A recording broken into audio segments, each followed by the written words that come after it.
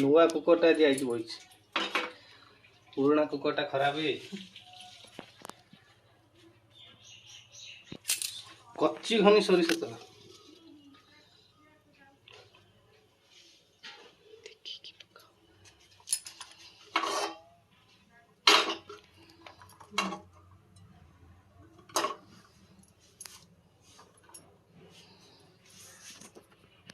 तेल गरम हो गला इथरे बड़ इलायची छोट इलायची काठ मसला स्टार फुल आउ लवंग गुजराती सब पड़ो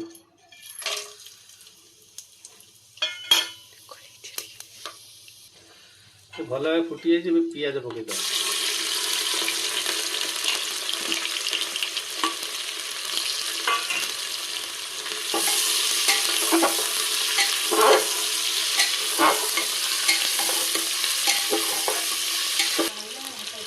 पियाज को गोल दबा कड़े लगे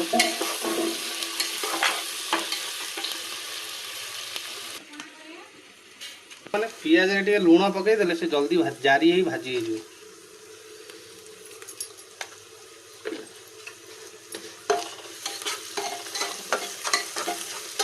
ब्राउन कलर हो गला एबे मसला टाक पकेबा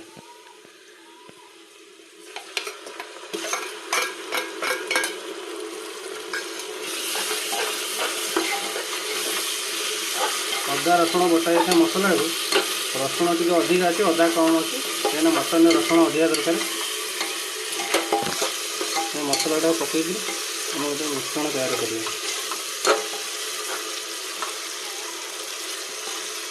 आपको ना 2 ରୁ 5 मिनट जाक भाजे कहीं अदार रसुण स्मेलटा पड़े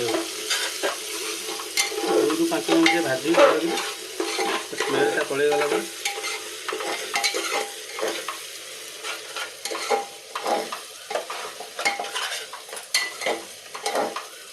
2 मिनट पर बाटण पानी जो देते दे तले लगे स्टार्ट हो पानी देकि तार 1 मिनट पर भाजी दिए मसला पका स्टार्ट करेंगे मसला हो आसला एबे आम रखा जाइए मसला पके प्रथम टिके गरम मसला पकेबा तापर टिके मीट मसला ऐड करिबा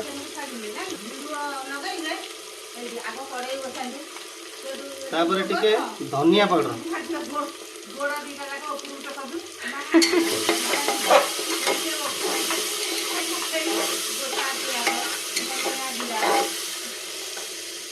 हलदी पाउडर पके हलदी पाउडर टिके पकेबा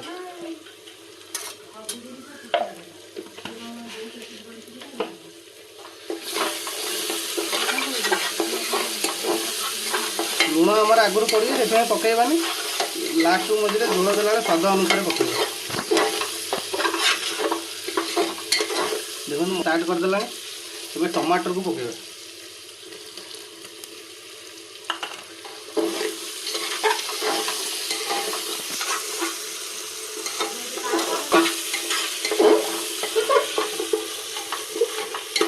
मसला टी लगी आस पानी पकेबा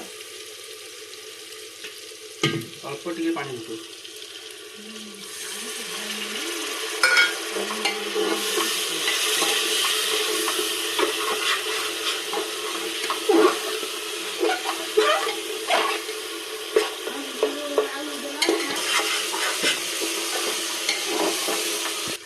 मसलाटा हो गला मटन आनी मटन टाक पकेबा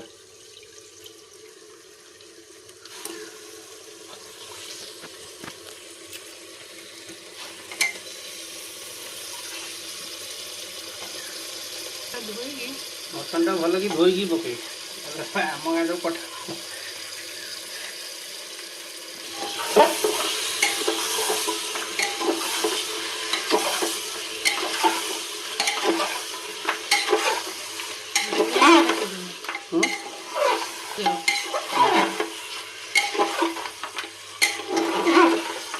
मझे गोड़ तले लगे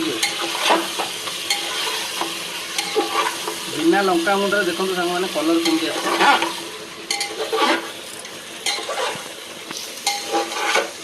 यहाँ आम प्रथम ब्लॉग आपण मैंने सपोर्ट कले आगू आम एमती भल भल वीडियो बनई पार खाଇବା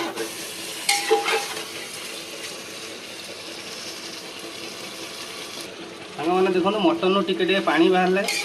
ପାଣି ଶୁଖିବା ନ ଶୁଖିବା ଯାଏ ଆଉ ସେଥିରେ ପାଣି ଦେଇ ହେବନି, ପୁରା ଶୁଖିଲା ଯାଏ ତାପରେ ପାଣି ହେବ। ମଟନ ଦେଖନ୍ତୁ ଟିକେ ଟିକେ ପାଣି ବାହାରୁଛି। ସାଙ୍ଗମାନେ ଦେଖନ୍ତୁ ମଟନ ମାନେ 10 ମିନିଟ୍ କଷା ହେଇଗଲା।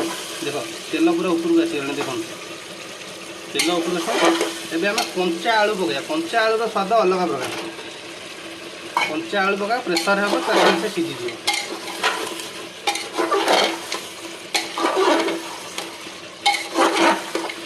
ମଟନରେ ଆଳୁ ଯଦି ନଥିବ ସେ ମଟନ ମଜା ହିଁ କିଛି ନାହିଁ।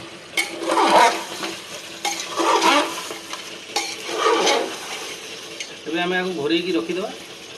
ମଝିରେ ମଝିରେ ଖେଳଉଥିବା ଟିକେ ଟିକେ।